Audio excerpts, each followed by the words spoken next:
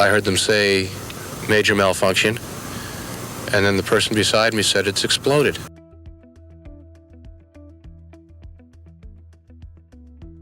Tommy Cooper. Known for his massive frame and red fez, Tommy Cooper was a brilliant entertainer who fused magic with comedy, creating an act that was famous on British TV. Unfortunately, he was also a very unhealthy man, being a heavy smoker and drinker. On April 15, 1984, Cooper performed in front of 12 million viewers on a variety show called Live from Her Majesty's.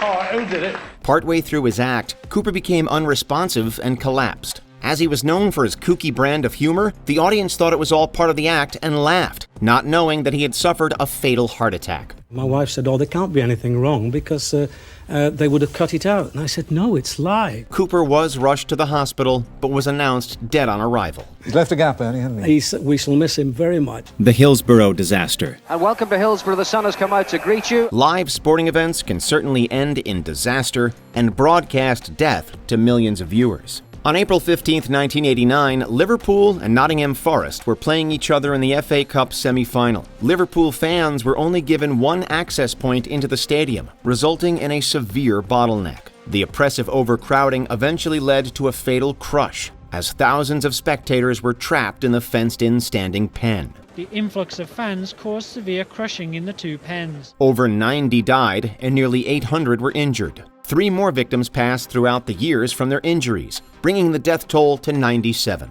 The tragedy was initially blamed on hooliganism, but later inquiries found that the design of the stadium and the negligence of the police were responsible. The extent to which tragedy has touched the game throughout the whole country and beyond these shores is apparent. The Boxing Day tsunami. News channels worldwide tuned into Southeast Asia on December 26, 2004, to cover what is now known as the Boxing Day tsunami. The most powerful earthquake in recorded Asian history struck off the coast of Sumatra, resulting in enormous tsunamis that measured up to 100 feet high. Over the next few hours, the tsunami would crash over coastlines from Southeast Asia to East Africa. These tsunamis crashed into the surrounding coastal areas, killing over 220,000 people. Viewers watching from home were given devastating images of the tragedy, like entire villages destroyed and inundated with water. It was a big biblical, almost like a CGI event from a film. The visuals also helped aid in the humanitarian response, with countries from around the world raising $14 billion to help aid in the recovery. On the first anniversary, ceremonies were held across the region. Shannon Stone. The ballpark in Arlington opened in April 1994 and was immediately met with tragedy. During the very first game in the stadium, a fan fell over a railing in right field and broke numerous bones. It would be an ominous sign of things to come. Fast forward to July 7, 2011, with the Rangers playing the Athletics. A foul ball went into left field, and Josh Hamilton threw it to fan Shannon Stone, who was attending the game with his 6-year-old son. Stone reached for the ball and flipped over the railing, falling 20 feet and landing head first on the concrete below. Our staff were very heavy-hearted about this, and our thoughts and prayers go out to the family. While he was conscious following the fall, he died of blunt force trauma on the way to the hospital. He was a great father, and they're inseparable. The Phoenix News helicopter collision. Tragedy can strike at any time, even while covering a seemingly innocuous police pursuit. Phoenix stations KNXV-TV and KTVK were both covering the chase via helicopter and airing it live on their respective stations. During the chase, one reporter yells in surprise while the camera turns to static and a metallic screeching noise can be heard. The anchor back in the station looks at the camera in surprise and simply states, "We don't know what has just happened right there." What happened was that both news helicopters collided in midair, sending both to the ground and killing all 4 people on board. Today, all English-language news stations in Phoenix share one helicopter to prevent further tragedies of this kind. The safety factor is that those are lives up there. The death of Dale Earnhardt. When someone is at the top of their game, it seems like they are invincible. I'm even stronger this year. I'm working out and staying in shape. Dale Earnhardt is a NASCAR legend, having won 7 Cup Series championships. But his life came to an end on February 18, 2001, when Earnhardt was racing in the Daytona 500. Dale Earnhardt has died from a crash suffered in Sunday's Daytona 500. On the very last turn of the final lap, Earnhardt made contact with two other cars and crashed head-on into the retaining wall at 160 miles per hour. One of the racers that Earnhardt had hit rushed over to his car and, after looking inside, waved frantically for the paramedics. He knew immediately that Earnhardt was gone, but his death wasn't officially announced for another 2 hours. We've lost Dale Earnhardt. The shooting of Allison Parker and Adam Ward.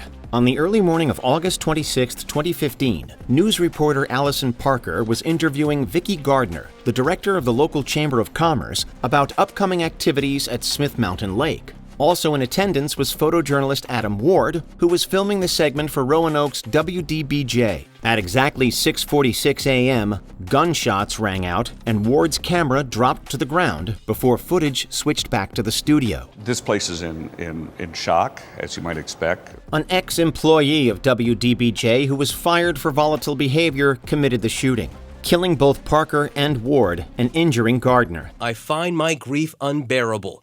Not hearing her voice again crushes my soul. A manhunt ensued, and the perpetrator eventually took his own life. A growing memorial at this station in shock. Daniel V. Jones. After it was found that he had both cancer and HIV, the distraught Daniel Jones decided to take his own life and protest American health care in the process. To do so, he decided that he would die on live TV. At least 8 local stations did what they always do. Sent news helicopters to the scene and broke in with live coverage of the event. He called the police on himself and proceeded to act erratically on the LA freeway, throwing things off a bridge, making obscene gestures at the news helicopters, and unfurling a protest banner about greedy HMOs. And then things got violent. Jones proceeded to light his truck on fire, and after walking around stunned and disoriented, he took his own life with a shotgun. A lot of the LA news anchors immediately called it a tragedy. All of this was shown on live TV in graphic detail, leading to widespread criticism of Los Angeles news stations. There was really no way that we could anticipate what this man was about to do. The 1992 Los Angeles riots. For almost a week in the spring of 1992, Los Angeles was on fire, and all the various news stations were there to capture it. This thing is swelling as the minutes go by. The riot began after the 4 police officers charged with beating Rodney King were acquitted, and they continued unabated for 6 days, resulting in 63 deaths, thousands of injuries, and over $1 billion in property damage. The riot was extensively covered in the mainstream media, capturing widespread acts of vandalism, destruction, and intentional harm. We are hearing loud noises. I don't know what they are. This includes the attack on truck driver Reginald Denny, who was pulled from his vehicle and nearly beaten to death in front of live news helicopters. I remember the events of that day like it was yesterday. It just does not go away. Waco. On February 28, 1993, agents of the Bureau of Alcohol, Tobacco, and Firearms attempted to serve an arrest warrant on the Branch Davidians, a cult running out of Mount Carmel Center in rural Texas. A gunfight erupted, resulting in 10 deaths. Huge numbers of Americans watched this play out on their television sets, and the ending was incredibly horrifying. This shooting instigated the Waco siege, with the FBI stationed outside Mount Carmel for nearly 2 months, while the Branch Davidians remained inside. The siege ended in tragedy on April 19th, when a massive fire burned down the complex and killed over 70 people. Winds fanned the flames and reduced the entire property to ash within an hour. To this day, the events of Waco are fiercely debated, with the fire being blamed on both parties. Regardless, it was a media sensation that resulted in enormous controversy for the American government. This is not an assault.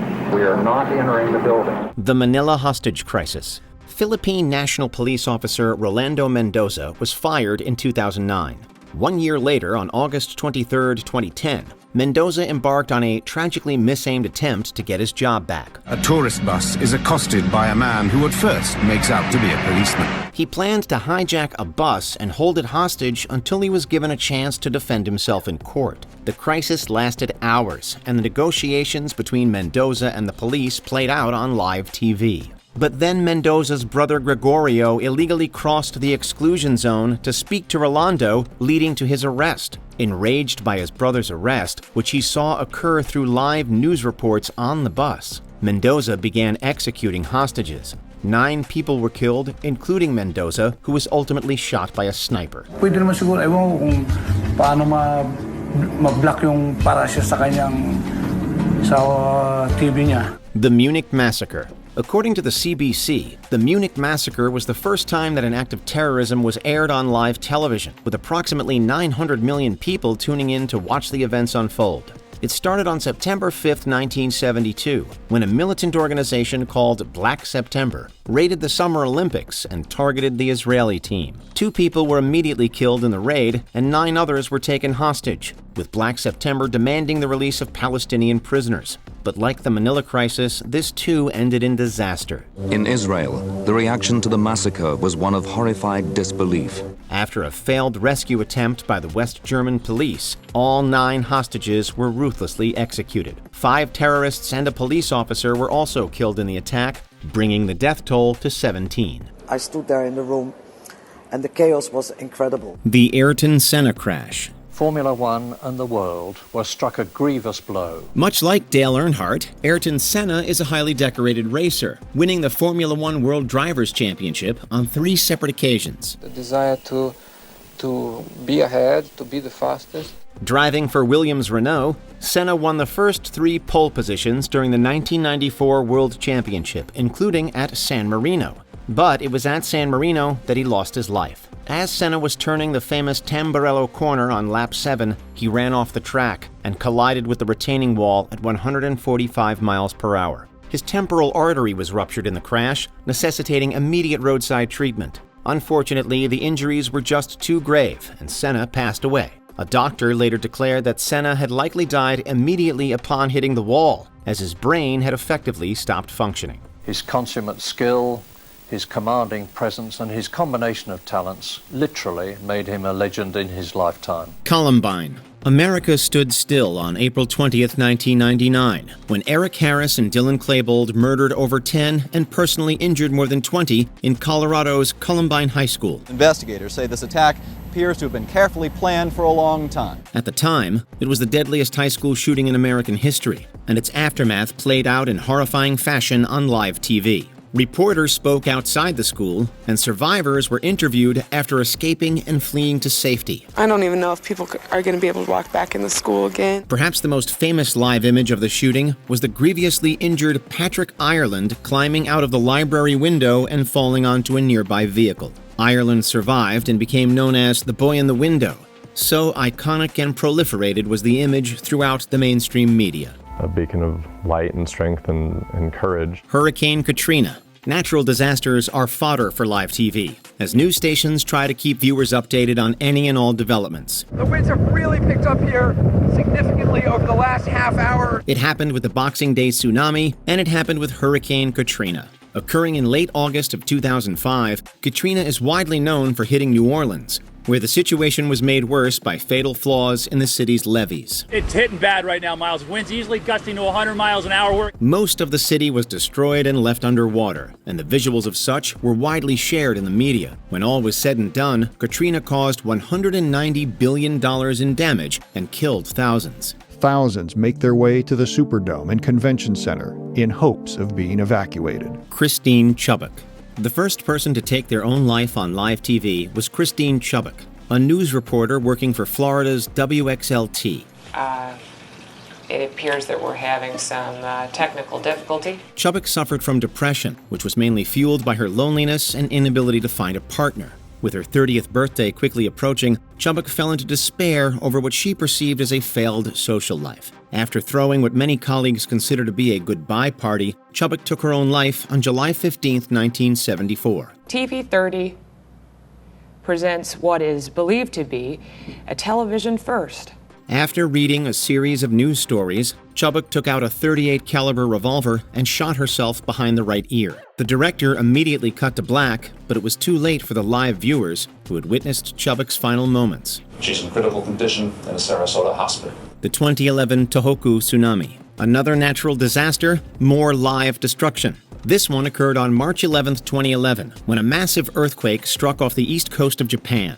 It was the most powerful earthquake in Japanese history and caused waves that measured up to 130 feet and traveled almost 430 miles per hour. It was the largest quake ever known in Japan and one of the 5 largest recorded in the world. The destruction killed nearly 20,000 people, and hundreds of thousands more were injured and displaced. It also directly caused the Fukushima nuclear accident, which was also extensively covered in the news and which also displaced thousands. The tsunami remains the costliest natural disaster in human history, causing upwards of $300 billion in damage. It's been over an hour and a half, and we're still seeing large tsunamis moving and hitting the area. R. Bud Dwyer. On January 20th, 1981, R. Bud Dwyer became the 70th Treasurer of Pennsylvania, and he would remain as such for the next 6 years. Unfortunately, Dwyer was embroiled in a scandal when it was found that he accepted a bribe from Computer Technology Associates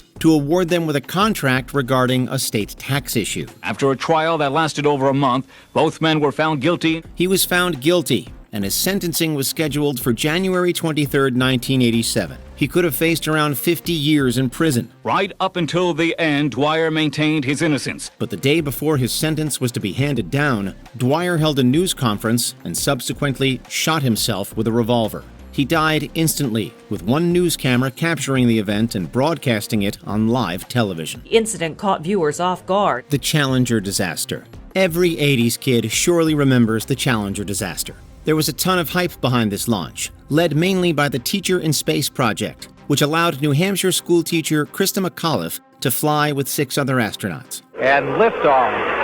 Liftoff. The project was enormously popular, generating widespread interest in the Challenger launch and kickstarting a cultural fascination with space exploration. As a result, schools around the country tuned in and allowed their students to watch the Challenger launch live on TV. But on January 28, 1986, they all watched the space shuttle explode in real time, killing everyone on board. At 11:40 a.m. this morning, space program experienced a national tragedy. It was a national disaster of epic proportions, and one that will never be forgotten. I thought it was a dream. I was speechless for a few minutes. 9/11. September 11th, 2001 is a day that will live in infamy. We believe that a plane has crashed into the World Trade Center. It's one of those days that people will never forget, where they remember exactly where they were and what they were doing when they learned about it. Virtually everything about 9/11 was aired live on TV, immediately following the first plane crash and proceeding throughout the following days and weeks. The scope of this disaster is impossible to comprehend. Scheduled shows and programs were halted to cover the news, and viewers watching at home witnessed things like the second plane hitting the South Tower and both towers collapsing in real time. These are indelible images that will forever remain burned into memory. Thousands of lives were suddenly ended by evil, despicable acts of terror. Did you see any of these live? Let us know in the comments below. Over the next few days, we are going to hear many stories of desperate escapes and close calls. Did you enjoy this video? Check out these other clips from Watch Mojo, and be sure to subscribe and ring the bell to be notified about our latest videos.